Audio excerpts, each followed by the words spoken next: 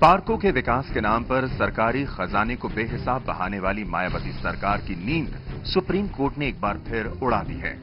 Supreme court ने चुनाव आयोग को निर्देश दिया है कि वो इस बात की जांच करें कि लखनऊ और नोएडा के पार्कों में लगी हाथी की मूर्तियों का बीएसपी के चुनाव चिन्ह से क्या लेना देना है।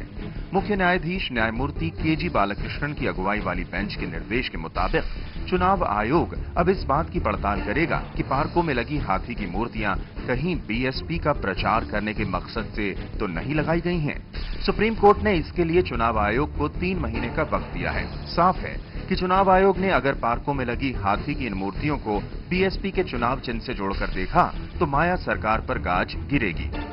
दरअसल सुप्रीम कोर्ट के एडवोकेट रविकांत और सुकुमार ने एक जनहित याचिका दायर कर माया सरकार पर सरकारी खजाने के बेजा इस्तेमाल का आरोप लगाया है।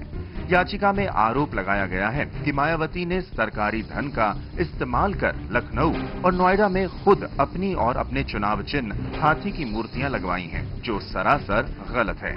सूचना के अधिकार कानून के जरिए हासिल तथ्यों को सुप्रीम कोर्ट के सामने रखते हुए याचिका में कहा गया है कि माया सरकार ने 52 करोड़ 20 लाख रुपए खर्च कर तमाम पार्कों में हाथी की 60 मूर्तियां लगवाई हैं। याचिकाकर्ता का कहना है कि मायावती ने साल 2008, 2009 और साल 2009-2010 में पार्कों और मूर्तियों में तकरीबन 2000 करोड़ रुपए बर्बाद किए हैं। हमने अपने पिटीशन में यह कहा था कि मायावती की मूर्तियों को हटाया जाए और इलेक्शन सिंबल जो लगे हैं बीएसपी के वो हटाए जाएं, और हमने ये भी कहा था कि ये सारों के पैसा बहुजन समाज पार्टी और मुख्यमंत्री मायावती से इसको वापस लिया जाए। याचिका में सुप्रीम कोर्ट से सरकारी धन का दुरुपयोग रोकने और पूरे मामले की सीबीआई से जांच कराने की मांग की गई है।